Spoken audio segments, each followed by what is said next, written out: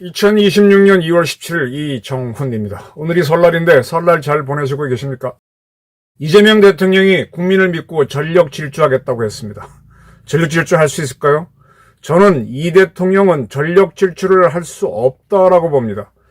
전력 질주를 하려면 믿어야 되는데 그는 의심이 너무 많습니다. 그가 방첩사를 없앴죠. 그런데 방첩사 역할을 하는 기능을 부활시켰습니다. 국가정보원한테 계엄과 내란을 일부러 혼란시키면서 국정원으로 하여금 군부를 감시하게 했습니다. 이렇게 의심 많은 사람이 어떻게 전력 질주를 할까요?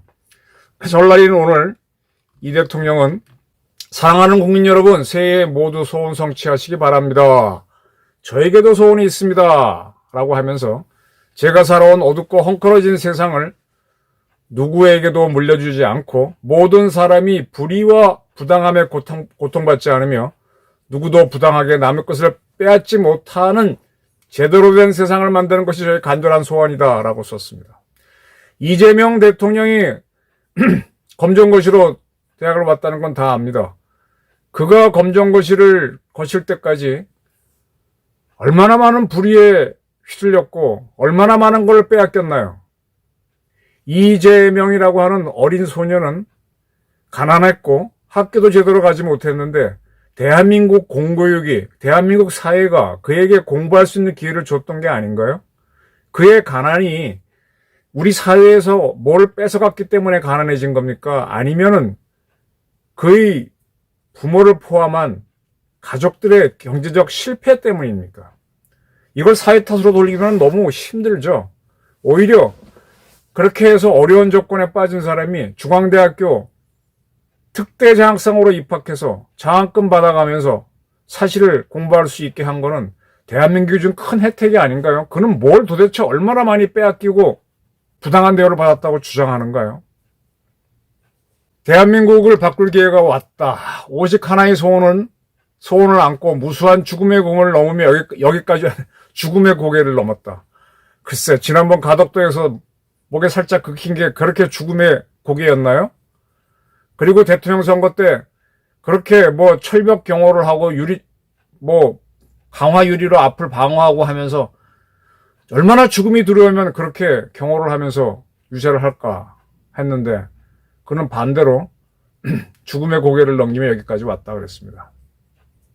국민의 은혜로 소원을 이뤘으니 이젠 전력 질주만 하겠다 그랬는데 전력 질주가 부동산 공화국 극복, 안전하고 평화로운 나라, 공정하고 합리적인 세상, 성장 발전하는 나라. 네, 이게 이 중에 옳은 것도 있고 이상한 것도 섞여 있습니다. 세상에 사기라는 거는 100% 거짓말이 아니죠. 이것저것 섞어놓고 하니까 사람들이 속죠.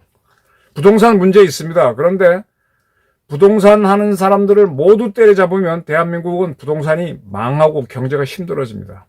공정하고 합리적인 세상 만들려면 이재명 대통령 스스로가 공정해져야 되는데 그는 지금 비공정에 빠져 있습니다. 자, 이렇게 큰 소리 친 이재명. 어떤 보도가 설날 나왔는가 하면은 국정원이 국방부와 사전 협의를 거쳐서 안보 침해 범죄 및 활동 등에 관한 대응 업무 규정을 개정하겠다라고 밝혔습니다. 왜 개정하느냐? 지금 이재명 정권은 방첩사를 해체했습니다. 방첩사가 하는 일 중에 가장 중요한 게 군에서 반란을 일으켜서 정권을 뒤집는 겁니다. 이거를 전복이라 그러는데 전복을 막는 대전복이 가장 중요한 건데 군이라고 하는 거는 무력을 갖고 있잖아요. 무력을 갖고 있으면 다 뺏을 수 있습니다. 그래서 군한테 적하고 싸우라고 무기를 주면서 그 무기로 전복을 하지 말라고 모든 나라가 감시하는 방첩사, 과거의 기무사, 보안사 같은 기구를 두고 있는데 그거를 계엄령에 참여했다고 없애버렸습니다. 그랬으면은 우리 군을 믿고 가든지. 근데 그래놓고 계엄에 참가했던 군인들은 하나가 전부 다 상명하복에 의해서 동원됐던 군인들인데 파면을 합니다. 얼마나 자신이 없으면 저렇습니까? 뭘 믿고 전력 질주한다는 거예요. 그랬으면 그걸로 끝나야든지. 근데 국정원은 국내 정보활동 못하게 돼 있죠. 근데 국정원법에 형법 중 내란 외환죄, 군형법 중 반란죄에 대한 정보 수집 업무는 수행할 수 있다라고 되어 있습니다. 네, 이것도 이 전복을 막기 위해서 방첩사에다가 추가로 국정원도 국내 정보를 하는 연장선 일부에서 요건 할 수 있도록 해놨는데, 이걸 근거로 안보 침해 범죄 및 활동 등에 관한 대응 업무 규정, 국정원의 내부 규정을 바꿔서 군에서 반란을 일으킨 지 국정원이 감시하겠다. 즉 국정원이 방첩사 기능을 하겠다라고 밝혔습니다. 웃기는 작태죠. 왜냐하면은 이들이 자꾸 내란이라고 하는데 그 내란은요 계엄령이었습니다. 군 통수권자인 대통령이 의지를 갖고 계엄을 했던 겁니다. 때문에 동원되는 부대들이 동원된 거고, 그래서 방첩사가 동원된 건데 그걸 내란이라고 하면서 이걸 해체해버리고 이걸 내란이라고 하면서 국정원으로 하여금 들여다보게 한다. 계엄이잖아요, 계엄. 지금 이재명 정권은요, 저 빨갱이 공산주의자들이 용어의 혼란 작전을 쓰지 않습니까? 이것도 저것도 이렇게 막 섞어 쓰잖아요. 지금 계엄과 내란을 섞어 쓰는 거예요. 계엄은 합법적이에요. 물론 지금 법원들이 12.3 계엄에 참여한 국무위원들에 대해서 내란 혐의로 처벌하고 있는 건 맞아요. 네, 맞아요. 그럼 내란이라고 하든지.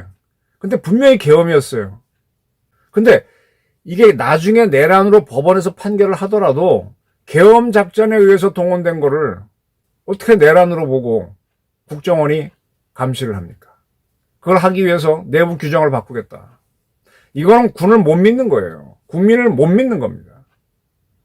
전력 질주 할까요? 못 합니다. 전력 질주는 군부에서 오히려 진짜 쿠데타가 나올까봐 지금 하도 많이 잘라대니까 전력 질주 못 해요. 그게 두려우니까 부동산에 뭐 다주택자 소유자를 뭐 과세하겠다는 이런 식으로 해서 다수 국민들이 좋아하는 정책을 펴는 것처럼 하는 거죠. 지금 이재명 정권은요, 이번에 조정원 의원이 참 말 잘했대. 집을 사도록 돈을 빌리지 못하도록, 다주택자들이 집을 많이 갖지 못하도록 통제를 했습니다. 그 이유가 있죠. 그래 놓고서는 소비 쿠폰은 나눠주고 뭐 돈은 막 풀고 있어요. 즉 개인들이 은행 돈을 쓰는 거는 굉장히 제한하면서 국가는 돈을 마구 쓰고 있습니다. 은행에서 국민들을 위해서 베풀어야 할 혜택을 정권이 하면서 표를 긁어 모으고 있다는 겁니다. 그만큼 국민 지지를 갈망하는 정권이에요. 이게 지금 먹히기 때문에 이재명 잘한다 얘기 나오지만은 나중에 이것 때문에 나라 곳간이 마르면은 이재명 이거 뭐야 이렇게 나올 겁니다. 아니 이렇게 군에서 전복하는 게 두려우면 방첩사를 강화해야지. 그걸 왜 없애? 검찰을 없애놓고 중수청 만들고 공수처 만들고 이거 웃기는 조직이잖아요. 사법정의 하면서 왜 사법부가 한 거를 헌재가 다시 재판하도록 재판 소원제하고 대법관을 늘리는 그런 희한한 작태를 하고 범죄 왜곡죄를 만들고 이게 무슨 사법 개혁이에요. 이재명 기소된 사람 보호하기 위한 거지. 이재명은 겁쟁입니다. 의심 많은 이재명이 전력 질주를 할 수 있다고 보십니까? 지금 하는 것처럼 보이죠. 대한민국의 혜택을 받았기 때문에 진짜 학교도 못 간 제주에 있는 학생이 중앙대 특대 장학생이 돼서 변호사까지 됐습니다. 그럼 대한민국에 감사해야 되지. 무슨 대한민국이 그렇게 엉터리고 뺏어갖고 뭘 뺏어가. 저도 사실 살다 보면 빼앗기는 경우는 많아요. 그리고 열등감 느끼는 경우도 많고. 그거 어쩝니까 그건. 그러나 우리 사회는 저한테 많이 베풀어 줬지 않습니까? 별 볼일 없는 저 같은 사람도 대한민국에서 기자할 수 있도록 해줬고 밥 먹고 살게 해줬고 누렸는데 저는 내가 낸 세금보다 더 많이 받았다고 생각합니다. 오히려 저 이재용이나 정의성 같은 부자들이 많이 세금을 냈고 그들이 덜 받았죠. 계엄과 내란을 혼용하면서 국정원으로 군부 감시하고 다시 이런 식으로 계속하면서 독재를 강화해가는 이재명 정권. 국민들이 저항해야 된다. 저는 이렇게 봅니다. 감사합니다.